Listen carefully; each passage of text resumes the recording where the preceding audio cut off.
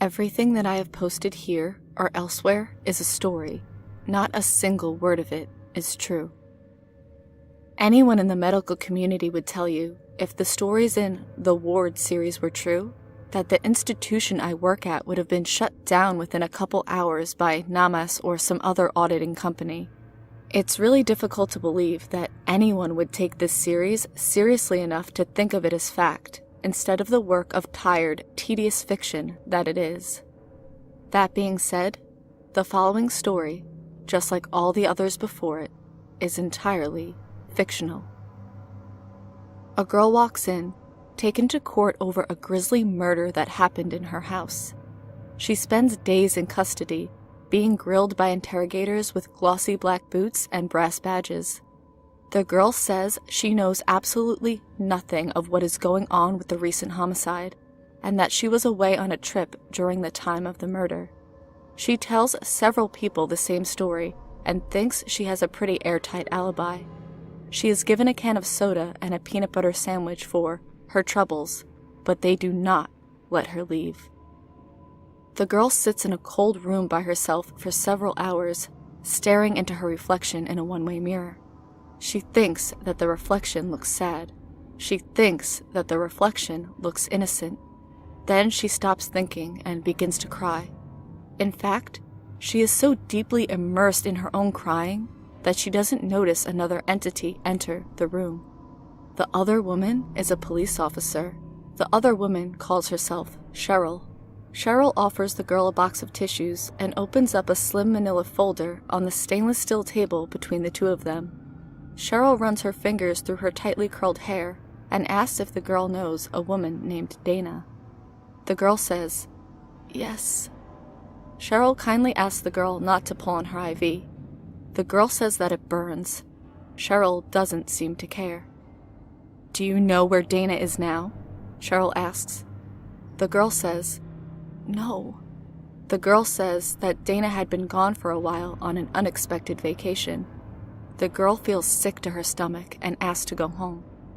"When did Dana go on vacation?" asked Cheryl. The girl doesn't know. The girl feels like she doesn't know much of anything anymore.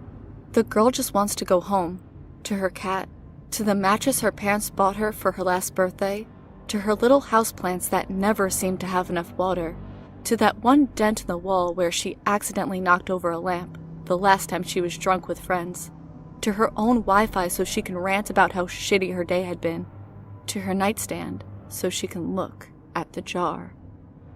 The girl did not realize she had been speaking out loud. Cheryl asked about the jar.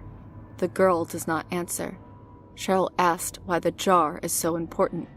The girl does not answer. Cheryl snaps her fingers and a young man enters the room with a large glass jar in his hands. He sets it on the table. The contents slosh inside the transparent container. Cheryl informs the girl that they found the jar at the same location as the murder. Cheryl says words like, "doesn't look good," and "red flags." But the girl is having a hard time concentrating. The room is starting to spin. The girl feels like she might throw up, like she might pass out.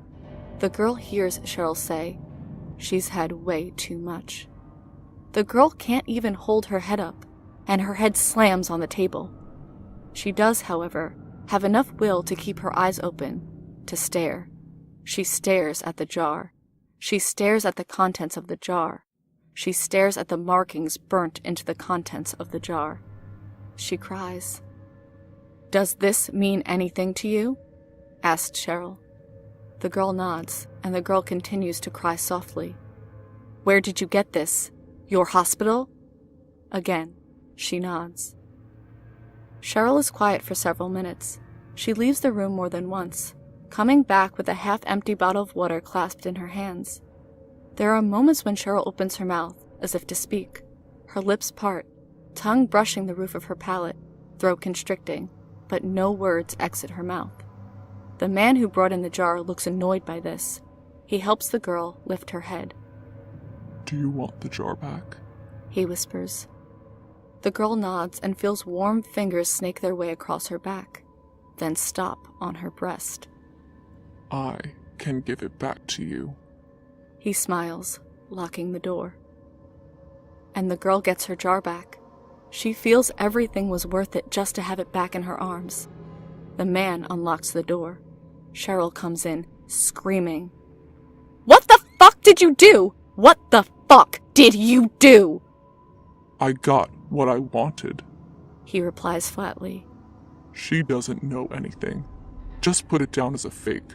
Some movie prop she picked up at a roadshow or something. No one is going to believe that this is a coincidence. Coincidences happen all the time. That's why they are called coincidences. Fuck you, Magus. He laughs. Already taken care of. He exits. Cheryl is speechless again. Cheryl lets the girl leave with her jar.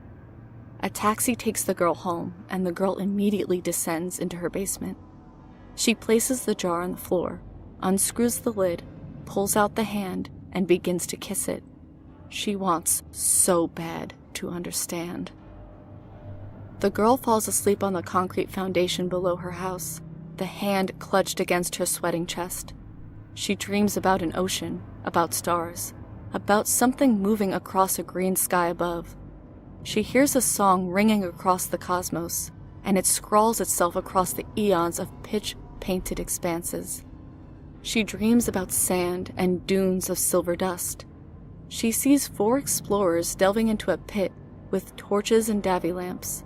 They stumble down thousands of steps, barely managing to stave off the consuming darkness with their meager means of illumination. They march, march, march until their lamps flicker and die, and then they march some more. Their hands grope against carefully carved stones to guide their way. They speak to each other with increasing anxiety until they find it. It's beautiful. It's so unspeakably beautiful. And it knows the song of eons. It knows the symphony written in the stars. When I wake up, I retrieve my father's wood-burning tools. I sit down at my laptop and tell the story of a girl and a jar.